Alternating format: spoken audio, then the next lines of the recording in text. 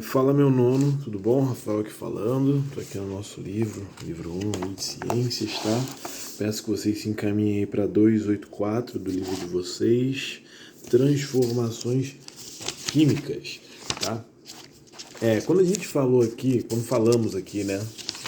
Nós falamos sobre os 3 estados físicos da matéria e eu usei como exemplo lá a transformação da água, né? A passagem da água, né? Do estado sólido para o estado líquido, depois para o estado gasoso, né? Onde a gente chamava esse processo de fusão, né? Isso aqui de vaporização. O contrário aqui, né? Isso aqui seria condensação. Não vou escrever direito não, tá? E esse processo aqui é solidificação. Eu estou escrevendo rápido e estou abreviando aqui, né? Quando eu fazia água passando pelos 3 estágios aqui, a água era sempre água, né? Isso aqui é uma mudança física, não uma mudança química, não é uma transformação química aqui. Eu só estou pegando a água e mudando ali a forma como as moléculas estão se arranjando, né? Então eu falei muito de espaçamento das moléculas, né? Então no sólido as moléculas de água simplesmente só estão muito agrupadas, por isso que ela fica dura igual uma pedra, né? Na líquida as moléculas estão um pouquinho mais dispersas, né? Então eu tenho ali uma maleabilidade do líquido, tá? E no terceiro aqui, no gasoso, as moléculas estão completamente dispersas, né? Então aqui a galera está muito junta, aqui a galera está levemente, né, moderadamente próxima, e aqui totalmente disperso. Mas é tudo água, então aqui é molécula de água, moléculas de água, moléculas de água. Ainda estou falando da mesma matéria, da mesma substância, perdão. Tá? Quando eu tenho algo diferente disso, quando eu tenho uma transformação, a água ela passa a ser uma outra substância, aí eu tenho uma transformação química. E é isso que a gente vai ver hoje, tá? Então aqui no nosso livro, ele começa o seguinte, né? Eu vou falar um pouco disso. Vou falar de tudo. Essa aula é legal pra caramba. Ó, quando a gente vai ver uma transformação química, há várias formas de a gente visualizar isso, né? Pode ser a olho, né? A olho nu aí, então você pode ver, por exemplo, por cheiro também, né? Então um alimento se estragou, o alimento está se estragando ali e está sofrendo transformação química. Você consegue ver através da mudança de coloração muitas vezes, né? Ou então o odor, ele denuncia para você, ó, esse cara aqui tá tendo uma reação química aqui, por isso que o cheiro dele tá mudando, né? Tá perdendo as propriedades ali, aquele odor, perdendo suas características, né? Um portão enferrujado, você consegue visualizar, né? Você consegue ver a ferrugem ali, né? Que é um subproduto aí de uma reação de oxidação, então a gente tem uma reação química. Um exemplo que eu sempre uso muito também é da maçã, quando você corta a maçã, você vê que você deixa um pouquinho ela exposta, ela vai mudando a coloração. Por quê? Porque ela está reagindo com o meio, ela está passando por uma transformação química, tá bom? E aí eu consigo visualizar isso aí no meu cotidiano, ou eu posso escrever isso em um papel, né? Toda vez que a gente escrever uma reação química em um papel, vai funcionar da seguinte forma. Teremos aqui reagente, vem uma setinha e vem o meu produto, né? É como se fosse um bolo. A química é o bolo da vida. É isso, química, né? Então você tem os seus ingredientes para fazer o seu bolo, né? Então você tem os ingredientes aqui, que são os reagentes, e aí quando você mistura esses ingredientes, você passa a ter o seu produto final, que é o bolo. Então aqui vão ser os ingredientes, e no final você tem o seu bolo, né? Isso é química. Então, antes da setinha, o que você precisa saber? Que antes da setinha vai vir simbolizado para você os reagentes. E depois da setinha vai vir simbolizado para você os seus produtos, tá? Então, pegando qualquer cara aqui, ó, esse cara aqui, ó, tô na página seguinte aqui, 285. Ó, reagentes aqui, ó, tem a setinha, tá vendo? Antes da setinha eu tenho os meus reagentes, depois da setinha eu tenho os meus produtos, né? Na página anterior ele simboliza isso aqui também, né, com a oxidação do ferro, né? Onde ele pega aqui, ó, oxigênio em contato com o ferro, né, exposto à umidade, que também é rico em oxigênio, né? Você vai ter o seu produto final, que vai ser a ferrugem, que é um óxido de ferro. Só que aqui ele está ilustrando por desenho, né? A gente poderia fazer isso aqui através de uma equação química real, né? que eu já fiz aqui em vídeo, provavelmente em sala de aula eu tenho feito. Se não fiz em vídeo aqui para você, é isso aqui, ó.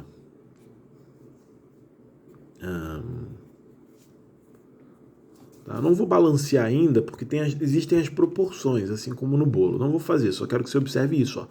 Eu tenho um ferro aqui, um oxigênio aqui. Eles são substâncias distintas, né? Você vê que vai ter um somatório disso aqui, porque vai reagir quimicamente, então vai ter um somatório, e ele passa a se transformar em um elemento só. Então aqui eu tenho duas substâncias, ó, repara.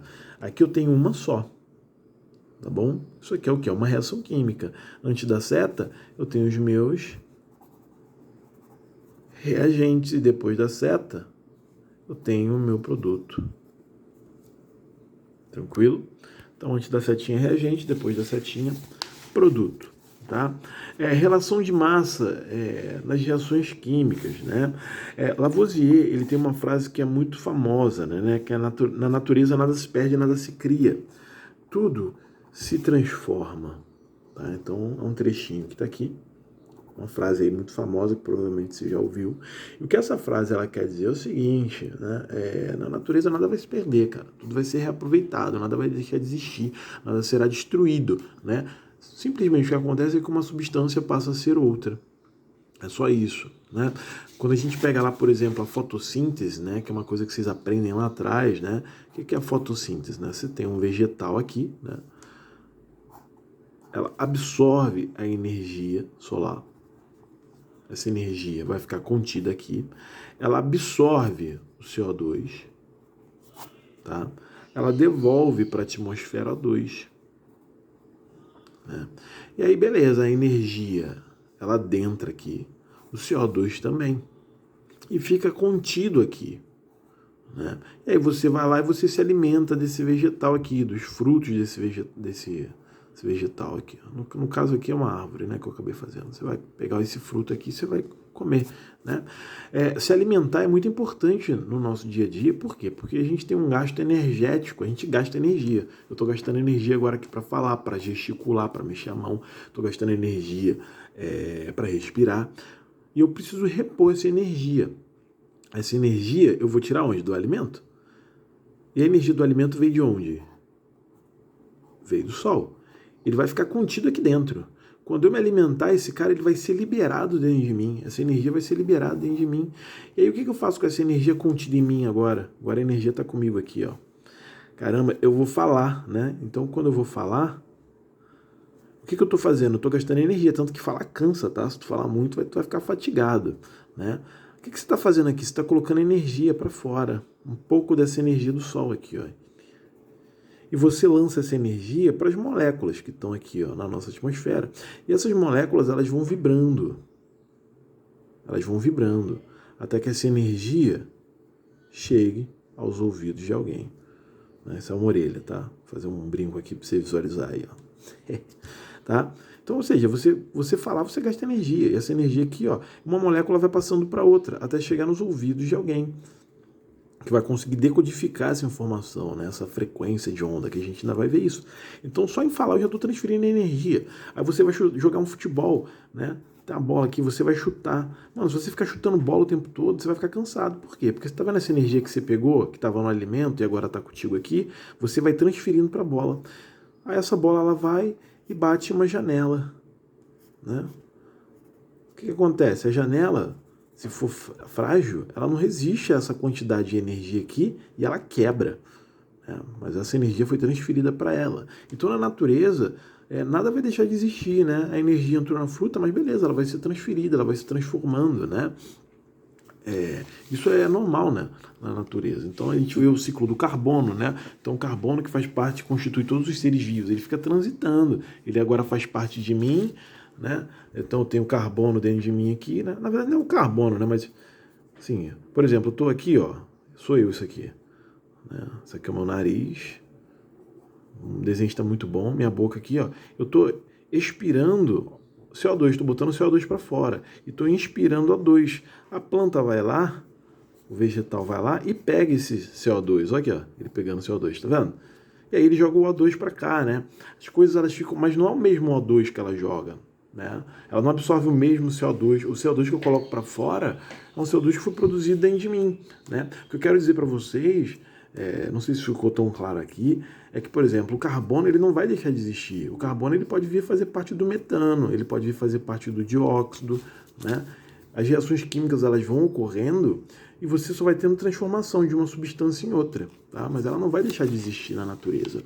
Então, provavelmente hoje aí, o oxigênio presente na água que você está tomando, esse oxigênio pode ter estado presente aqui na nossa atmosfera como O2 na época dos dinossauros, né? Mas ele vai passando por várias mutações, ele pode ter vindo a virar um CO2, né?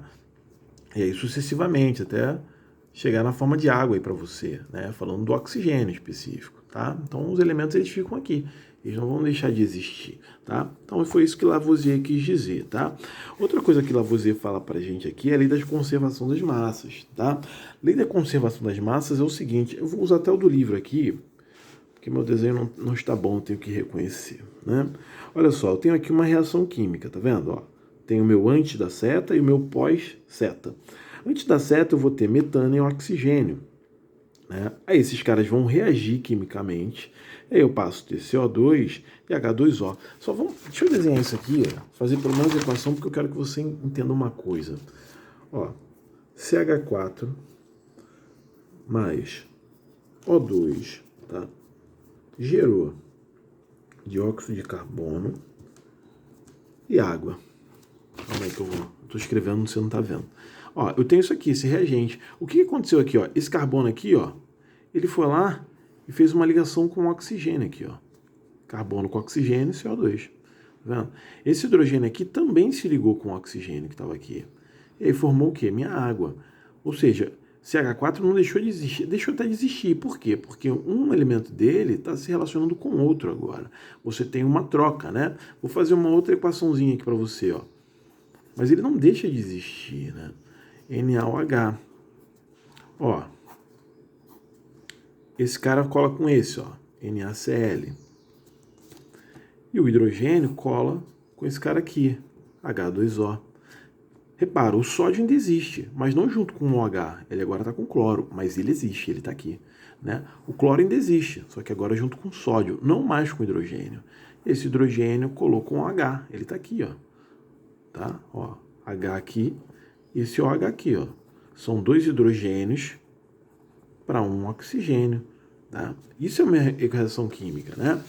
E as massas elas vão se conservar. Então, por exemplo, somando essas massas aqui, ó, massa de metano, tenho 16 gramas de metano e tenho 32 de água, de oxigênio, perdão. Ou seja, somando isso aqui, eu digo que nos produtos, né? Reagente, perdão. Reagente, eu tenho 80 gramas. Aí o cara reagiu quimicamente ali, fiz minha setinha, botei meu produto. No meu produto, o somatório das massas tem que se manter. Porque se eu usei 80 gramas aqui, tem que ter 80 gramas aqui. Se eu tenho 80 gramas de reagente, eu vou ter 80 gramas de produto. Mesmo que o produto seja diferente do reagente, ele vai ser diferente. Ó, não tem o CO2 aqui. Isso aqui foi uma reação química que ocorreu. O carbono aqui colocou um oxigênio aqui, né? Mesma coisa aconteceu com a água ali. Esse hidrogênio aqui, o hidrogênio daqui colocou um oxigênio, né? Mas a massa vai permanecer, tá? Então essa aqui é a conservação das massas que o texto se refere, tá bom? Outra coisa que ele fala isso aqui é a lei de Proust, né? Que é a lei das proporções fixas, né? Então lá no início do vídeo eu falei para vocês que química é a receita do bolo da vida, né? E o bolo, quando você vai fazer um bolo, você tem que seguir as proporções. Quando você vai fazer qualquer receita, você tem que seguir as proporções, né? Então, vamos fazer um suco aqui, né? Então, eu vou usar 1 litro de Tang. Eu quero fazer um suco, né? Vou usar um sachê. Um sachê de Tang, de refresco, faz 1 litro. Se eu uso 2 sachês aqui, quantos litros eu preciso para fazer? Quanto eu vou conseguir fazer? Vou fazer 2. Você seguir uma proporção. Né? Você não pode simplesmente só aumentar lá o sachê para fazer 1 litro, que vai ficar muito forte. Então, tem uma proporção a ser seguida. Digamos aqui que você use 2 copos de chocolate para fazer um bolo. Para fazer um bolo, tu usou 2 copos. Ora, se tu for fazer 2 bolos, quantos copos tu precisa? Tu precisa de 4, tem que dobrar a receita. né? O que você está fazendo? Você está seguindo uma proporcionalidade. Você não está saindo aumentando de qualquer jeito, senão a receita desanda. E na química é a mesma coisa. Você tem que seguir a proporcionalidade. E é isso que ele vai mostrar. Mas antes dele mostrar isso aqui, ele fala de substância simples e composta. A substância simples é aquela que é formada por um único elemento. Então, por exemplo, eu tenho aqui, ó, gás oxigênio. Tenho 2 oxigênios aqui, né? É um oxigênio ligado a outro. Tenho 2 oxigênios, 2 oxigênios. Ok, mas é tudo oxigênio. Isso aqui é uma substância simples. Quando eu chego e falo da água, eu tenho uma substância composta. Porque eu tenho um oxigênio e 2 hidrogênios. Então, eu tenho um hidrogênio aqui, se ligando a esse oxigênio, que se liga a esse hidrogênio. Tenho, ó, 2 elementos químicos distintos. Então, é composto. CO2, composto, tá? NaCl, composto, tá bom? Ozônio, que é o O3. Ah, esse cara é simples, né? Gás hidrogênio. Ah, esse cara é uma substância simples, tá? Não vai ser composta, tá bom? Isso é o que ele quer dizer aqui, ele lança esses exemplos aqui. Vamos falar das proporções. Ó, aqui ele vai fazer a queima do carbono, né? Tá? Então ele vai pegar carbono e colocou para reagir com oxigênio, né? 12 gramas de carbono com 32 gramas de oxigênio nos produtos. Logo, no reagente vai ter que ter a mesma massa. Esse somatório aqui dá 44, logo como produto eu vou ter 44 também, né? Agora vamos pensar na proporcionalidade. Eu vou reescrever isso aqui para você, porque quando eu reescrevo, acho que fica um pouco mais fácil de visualizar, que você vai vendo eu fazendo junto, ó. Ele está falando isso aqui, ó. Um carbono reage com uma molécula de O2, produzindo para mim CO2. Ou seja, eu digo aqui que eu tenho um carbono reagindo com uma molécula de oxigênio, produzindo uma molécula de CO2. Se eu usar 2 carbonos, eu preciso de 2 O2. E aí eu vou produzir 2 moléculas de CO2. Por quê? Porque é uma receita de bolo. Se eu aumento esse cara, eu tenho que aumentar esse. Consequentemente, a quantidade do meu produto vai ser outra. E é isso que ele mostra aqui para você. Ó. Um carbono com um oxigênio, uma molécula de CO2. 2 carbonos, vou precisar de 2 oxigênios, né? Produzindo assim 2 moléculas de dióxido de carbono, de gás carbono, tá? Então, essa daí é a proporcionalidade. E aqui ele lança aqui uma questãozinha interessante, né? Eu vou pegar um outro rascunho aqui para fazermos juntos. Tô sentindo que minha cachorra vai latir aqui para a cachorra do vizinho. Qualquer coisa eu dou um pause no vídeo e volto com uma segunda parte, tá? Ó, seguindo aqui a questão da conservação das massas, é o seguinte, ó, eu tenho um reagente, vou abreviar aqui, e eu tenho um produto. Ele está me dizendo que o meu reagente é o ferro mais gás oxigênio. E isso me gerou o óxido de ferro. Vou balancear aqui. A proporção aqui, ó, 4 ferros para 3 moléculas de O2, produzindo 2 moléculas de óxido de ferro, tá? Isso aqui não é 30 não, isso aqui são 3 moléculas de O2, tá? Aí ele tá falando aqui que de ferro a gente tem assim, ó, 224 gramas. Reagiram com 96 gramas de oxigênio. Qual é a quantidade de dióxido de ferro? Só vai somar, né? Então vamos lá, somar aqui rapidinho, ó.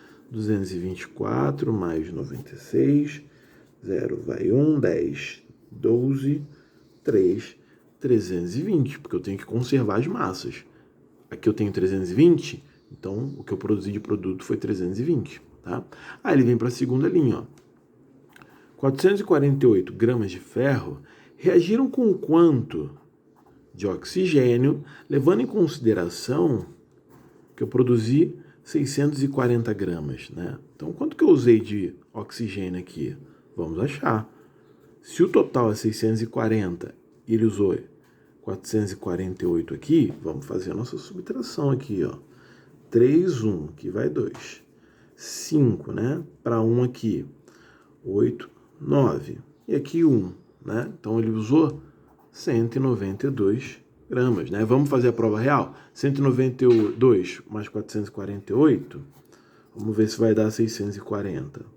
10, 4, vai 1, 5, 6, certinho. Então, ele queria saber esse valor aqui, ó. Também na primeira ele queria isso aqui, tá? Então, o que que eu fiz, ó? Esse mais esse tem que dar esse. Eu tinha 448 e tinha 640. Eu só subtraí 640 por 448, achei 192. E aí fiz a prova real. Esse mais esse tem que dar esse e deu. Tá? E aí na última ele fala assim, ó, né, o ferro ele não sabe quanto é. E ele também não sabe quanto de oxigênio, mas ele sabe, né, que produziu 32 gramas de ferro, de óxido de ferro. Ele sabe isso. Aí o que você precisa fazer aqui? Ó? Vamos pegar a primeira. 224 gramas de ferro, ele produziu 320. É uma regra de 3 que a gente vai fazer. Quando ele for fazer 32, quanto que ele vai precisar de ferro? E eu posso fazer isso tranquilamente, porque isso aqui é uma proporcionalidade. Tá? Então aqui, ó, de novo, ele quer saber quanto que ele produziu de ferro, quanto que ele pegou de ferro para reagir, e quanto de ferro reagiu com quanto de oxigênio. Ele não sabe. Né? Essa é a nossa pergunta. Deixa eu filmar para você de novo, tá vendo? Ele não sabe quanto de ferro, ele não sabe quanto de oxigênio, mas ele sabe que o produto foram 32 gramas. O que você vai fazer? Você vai pegar uma dessas informações aqui, dos valores que você encontrou, né? Dos valores que você encontrou aqui, ó, e você vai fazer essa proporção, né? Eu sei que 224 gramas de ferro produziu isso aqui. 224 gramas de ferro produziu essa quantidade aqui. Ó, se 224 gramas de ferro produziu 320, quando eu tiver 32, quanto que eu vou ter? Quanto que eu vou ter de ferro ali para usar? Né? Aí tu vai multiplicar cruzado, ó. 320x vezes 32 igual a 32 vezes 224. Tu vai multiplicar isso, vai achar um valor que eu acabei não calculando, eu estou sem calculadora à mão aqui, tá? Você vai calcular isso aqui e depois você vai passar esse cara que está multiplicando, dividindo. Ou então, e isso aqui está resolvido no seu livro, depois você dá uma lidinha aí, porque ele fez de uma forma diferente. Ou então você pensa o seguinte, 320, se eu dividir por 10, não dá 32? Dá. Então se eu dividir esse cara aqui por 10, se eu dividir 224 por 10, eu vou achar o valor de x aqui, ó. Então isso aqui dividido por 10 vai dar 22,4. Então eu posso dizer que 22,4 gramas de ferro produziu 32. E agora eu posso só subtrair. Ó, quanto de oxigênio eu usei? Ah, você vai pegar aqui, ó, 32 menos 22,4. Quanto é que vai dar esse cara? Esse cara aqui é um zero aqui, né? Isso aqui não vai rolar. Ó, você vai ter um 6 aqui. Isso aqui não vai acontecer. Né? 8, 9 aqui. Então, deu 9,6. 9,6 gramas. Então, 22,4. Aí você faz a prova real. 22,4 mais 9,6 vai dar 32? Vai. E é isso. Tá? Depois você dá uma olhadinha aqui. Ele fez isso daí de uma forma diferente. Ele fez explicando passo a passo aqui de uma maneira distinta da minha. Então, é bom que você vai ficar com duas explicações. Dá uma lidinha e tamo junto sempre.